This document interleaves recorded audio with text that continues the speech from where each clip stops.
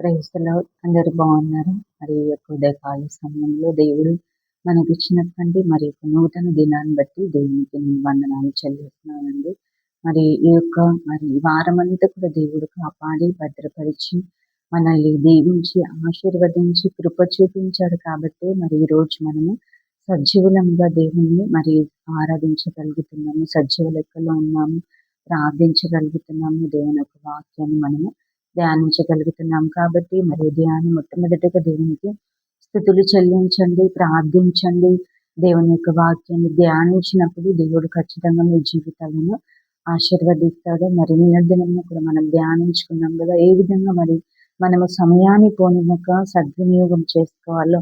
మరి అంత్య దినములలో మనం ఉన్నాము కాబట్టి అపవాది వేగంగా పనిచేస్తున్నాడు. మరి దేవుని యొక్క రాకడ సమీపంగా ఉంది. ఎవరైతే సమయాన్ని వృధా చేస్తారో, మరి వ్యర్థం చేసుకుంటారో వారు మరి వారి జీవితాలను కోల్పోయే అవకాశం ఉంది. సాతాను యొక్క చెరలో చిక్కుకొని పడిపోయే అవకాశం ఉంది. కాబట్టి మరి మెలకువ కలిగి మరి మనము సమయాన్ని సద్వినియోగం చేసుకోవాలి. అదేవిధంగా మరి యొక్క రోజు మనకు ఉంటుందో లేదో మనకు తెలియదండి. కాబట్టి మరి ఈ రోజు నేడు అనే సమయం ఉండగానే మరి ఇంకా ఎవరైనా మరి దేవుని తెలుసుకునే వారు ఉంటే ఖచ్చితంగా మరి మీరు కూడా ప్రభువుని మీ సొంత రక్షకంగా అంగీకరించి మరి రక్షించబడాలి అని చెప్పేసి నేను కోరుకుంటున్నాను. మరి ఈ దినాన మరి దేవుడు మనకి ఇచ్చినటువంటి యొక్క ఆయుష్ కొరకు, ఆరోగ్యం కొరకు, క్షేమము కొరకు మరి దేవునికి వందనాలు చెల్లిద్దామండి. మరి ఈ దినాన దేవుడు మరి మనకి ఇచ్చినటువంటి మరి వాక్యాన్ని మనము చదువుకున్నాము. మరి కీర్తనల గ్రంథము 73:17 మనం చూస్తాం కదా. మరి ప్రతి ఒక్కరు కూడా మరి వినండి, చదవండి. ఏమంటున్నాడు మరి ఇక్కడ అనంటే, మరి నేను దేవుని పరిశుద్ధ స్థలములోనికి పోయి వారి అంతమును గూర్చి ధ్యానించే వరకు ఆ సంగతి నాకు ఆయాసకరంగా ఉండేది. ఏమంటున్నాడండి భక్తుడు అని అంటే, నేను దేవుని పరిశుద్ధ స్థలంలోనికి పోయి అంట మరి దేవుని మందిరం. ఈ యొక్క మరి 73వ కీర్తన భక్తుడైనటువంటి ఆసాపు రాసినటువంటి కీర్తన. మరి దావీదు మహారాజు కదా, దావీదు రాజు అయినటువంటి దావీదు పరిపాలన కాలంలో మరి యొక్క ఆసాపు మరి గాయకుడిగా స్థుతించేటువంటి స్థుతించేవాడుగా ఉన్నాడు కదండి. మరి మొదటి దినవృత్తాంతంలో 16వ అధ్యాయము 4 నుంచి 5 నుంచి 7 వచనాలు మరి మనము చూస్తాము. 4, 5, 6, 7 వచనాలు మనం చదివినట్లయితే ఇది మనకి తెలుస్తుంది. అంటే ఆసాపు మరి వ్యక్తిగతంగా మరి చెప్పినటువంటి మాట ఏంటి అని అంటే, నేను దేవుని పరిశుద్ధ స్థలంలోనికి వెళ్ళాను అంటున్నాడు. ఏమంటున్నాడు అంటే, నేను దేవుని పరిశుద్ధ స్థలంలోనికి పోయి వెళ్ళాను అంటున్నాడు. మరి ఎందుకు ఆయన మరి దేవుని మందిరానికి వెళ్ళడానికి గల కారణం ఏంటి అని మరి మనం చూసినట్లయితే ఒక 3 విషయాలు నేను తెలియజేస్తాను. మొట్టమొదటిగా మరి ఎందుకు వెళ్ళాడు అనంటే, మరి తనకున్న సందేహాలను దేవుణ్ణి అడగడానికి ఆసాపు దేవుని మందిరానికి వెళ్ళాడండి. 1 నుంచి 73వ కీర్తన 1 నుంచి 16 వచనాలు మనం చదివినట్లయితే మనకి అర్థమవుతుంది.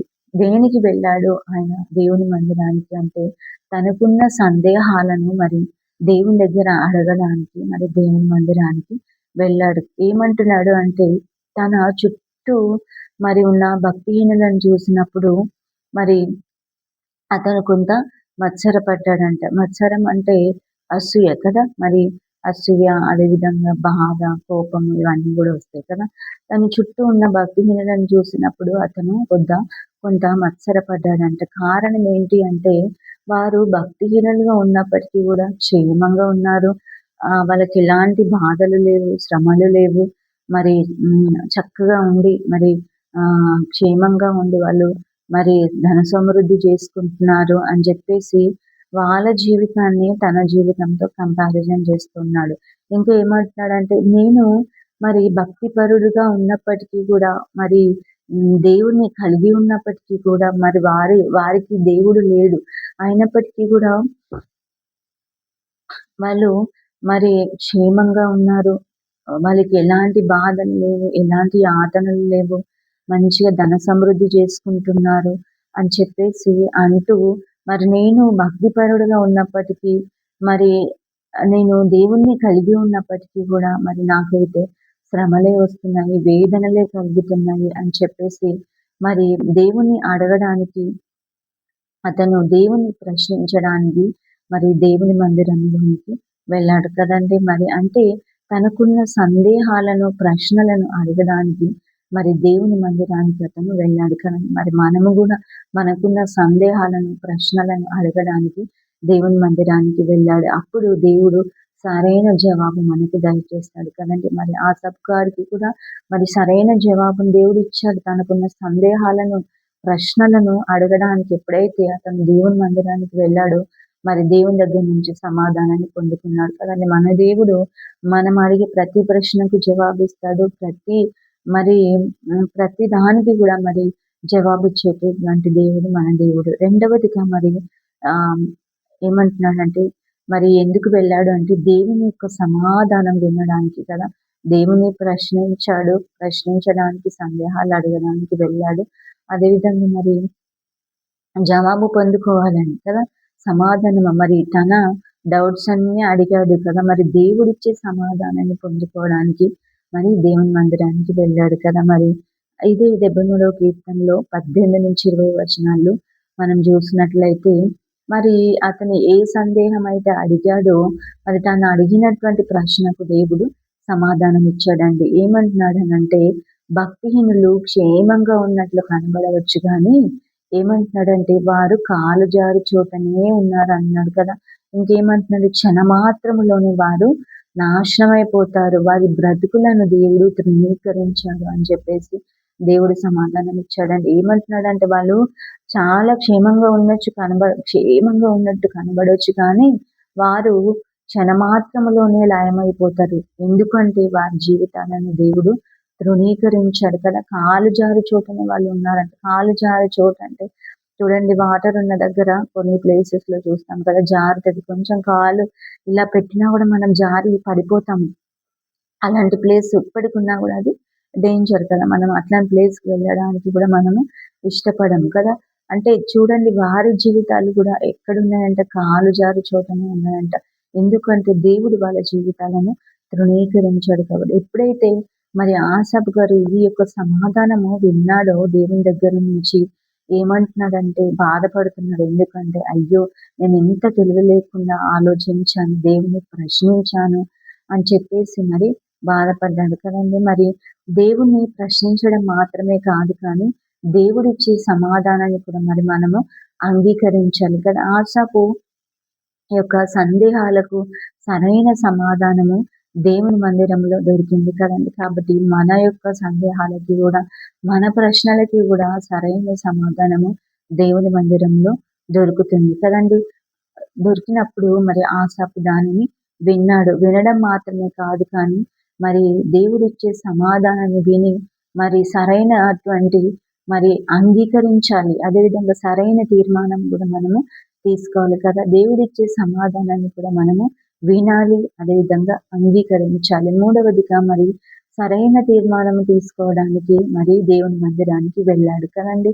73వ కీర్తన 25-28 వచనాలు మనం చూసినట్లయితే, మరి దేవుని యొక్క సమాధానం విన్నాడు కదండీ! మరి మొట్టమొదటిగా దేవుని ప్రశ్నించాడు. ప్రవ్వా, మరి వాళ్ళేమో భక్తిహీనులు అలా ఉన్నారు, నేనేమో ఇలా ఉన్నాను అని చెప్పేసి ప్రశ్నించాడు. తర్వాత ఆయన ప్రశ్నకు సరైన సమాధానం దేవుని దగ్గర నుంచి విన్నాడు. విని దానిని అంగీకరించాడు. కాబట్టి మరి మనము కూడా దేవుడిచ్చే సమాధానాలను వినే వారిగా, అంగీకరించే వారిగా ఉండాలి. మూడవదిగా మరి దేవుని యొక్క సమాధానం విన్న తర్వాత మరి ఆసాపు యొక్క అభిప్రాయం మారిపోయింది కదండీ! అంతకుముందు ఉన్న అభిప్రాయం వేరు, ఇప్పుడేమో అభిప్రాయం మారిపోయింది. మరి ఈ యొక్క వచనాల్లో మనం చూసినట్లయితే ఏమంటున్నాడంటే, ఆకాశమందు నీవుండగా లోకములోనిది నాకు అక్కరలేదు అంటున్నాడు. ఇంకేమంటున్నాడు, దేవుడు నిత్యము నా హృదయమునకు ఆశ్రయదుర్గముగా ఉన్నాడు అంటున్నాడు అని ఒక మంచి తీర్మానం తీసుకుంటున్నాడు. ప్రవ్వా, ఇంక నువ్వు నాకుండగా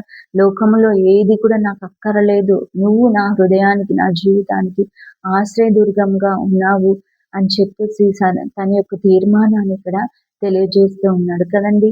దేవుణ్ణి మాత్రమే ఆశ్రయిస్తాను అని చెప్పేసి తీర్మానాన్ని అతడు దేవుని మందిరంలో తెలియజేశాడు కదా. నేను దేవుని మాత్రమే ఆశ్రయిస్తాను, ఇంకా భక్తిహీనుల్లాగా నేను ఉండను, కంపారిజన్ చేసుకోను నేను అని చెప్పేసి మరి తన యొక్క తీర్మానాన్ని అక్కడ తెలియజేస్తున్నాడు. నేను దేవుని మాత్రమే ఆశ్రయిస్తాను ప్రభా, నీవు నాకుండగా ఇంకా లోకంలో ఏది కూడా నాకు అక్కరలేదు, నీవే నా ఆశ్రయదుర్గము ఉన్నావు అని చెప్పేసి మరి ఒక సరైన తీర్మానాన్ని మరి ఇక్కడ తెలియజేశాడు కదండి. కాబట్టి ఆసాపు వలె మనకి కూడా ఎన్నో సందేహాలు ఉండి ఉంటాయి కదా. మరి వాటిని గురించి అడగడానికి, మరి వాటికి దేవుడు ఇవ్వబోయే సమాధానాలు వినడానికి, అదేవిధంగా మన జీవితంలో కూడా మనము సరైన తీర్మానము తీసుకోవడానికి మరి మనము కూడా దేవుని మందిరంలోనికి మరి వచ్చేటువంటి రాగలిగేటటువంటి అనుభవాన్ని మనం కూడా కలిగి ఉండాలి.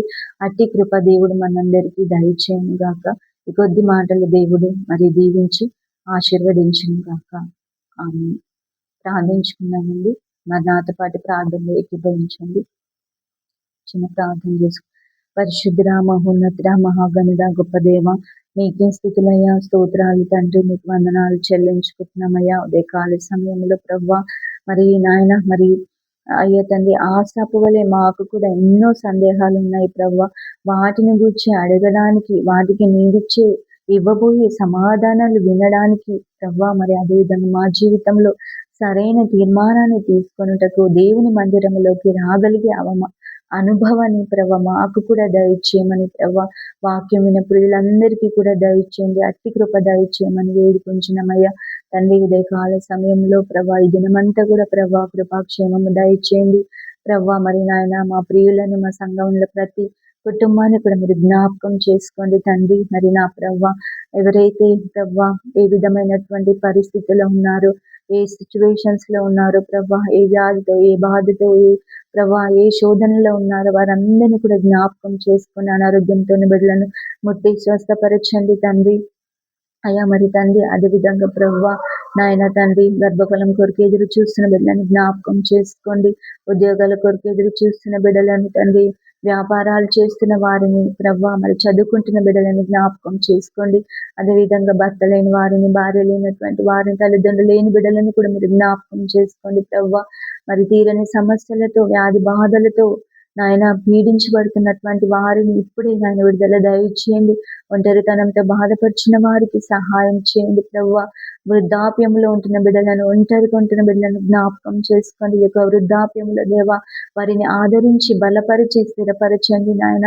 మీరు తోడుగా ఉండండి. ముదిమ వచ్చే వరకు ఆదరించే దేవుడవు, ఎత్తుకునే దేవుడవని గుర్తెరుగుటకు సహాయం దయచేయండి ప్రభా. డిప్రెషన్ లో తండ్రి బాధపరిచిన బిడ్డలను జ్ఞాపకం చేసుకోండి ప్రభా. మరి అయ్యా మరి దుష్టుడు మరి అనేక మంది హృదయాల్లో చొరబడి చనిపోవాలన్న ఆలోచనలు తీసుకొస్తున్నది. వాని యొక్క ప్రతి ఆలోచన యేసునామములో లయపరచండి ప్రభా. ఇప్పుడే సహాయం దయచేయమని వేడుకుంటున్న భార్య భర్తల మధ్య సమాధానము దయచేయండి, ఐక్యత దయచేయండి, నెమ్మది దయచేయండి. కుటుంబాల్లో ప్రభా శాంతి, సమాధానము, సంతోషము దయచేయండి. రక్షణ లేని వారికి రక్షణ దయచే ప్రభా.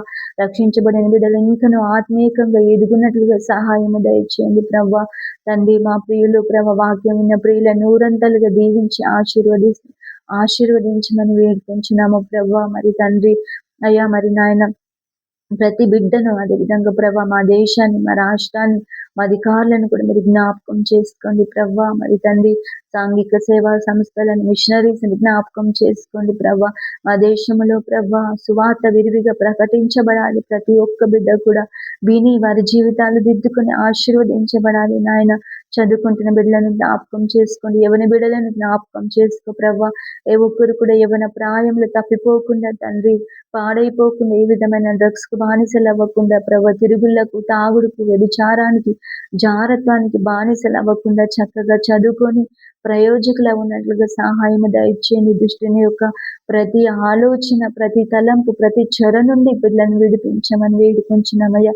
ఈ దినమంతా ప్రయాణాలు చేస్తున్న బిడ్డలకు తోడుగా ఉండండి, క్షేమాన్ని దయచేయండి ప్రభా. ఈ దినమంతా కూడా మీ కృపాక్షేమము దయచేయమని ఇదే కాల సమయంలో ప్రభా మాకిచ్చిన ఈ దినము కొరకు మీకు వందనాలు చెల్లించుకుంటూ, రేపటి దినము కొరకు మా బిడ్డలందరినీ, మమ్మల్ని అందరినీ మీ మందిరములో నాయన మేము ఆనందించుటకు సిద్ధపరచమని తండ్రి, సిద్ధపాటుతో నాయన మీ సన్నిధిలో కనబడే కృపలను దయచేయమని తండ్రి. ఇచ్చినటువంటి ఈ సమయము కొరకు మీకు వందనాలు, కృతజ్ఞతాస్తుతులు, స్తోత్రములు చెల్లిస్తూ యేసయ్య పరిశుద్ధ నామములో అడిగి ప్రార్థించి పొందుకొని ఉన్నాము ఆ పరమ తండ్రి. ఆమేన్. ప్రైజ్ లార్డ్ అండి. అందరికీ గాడ్ బ్లెస్ యూ. మరి దేవుడు మిమ్మల్ని దీవించి ఆశీర్వదించును. ఆమేన్.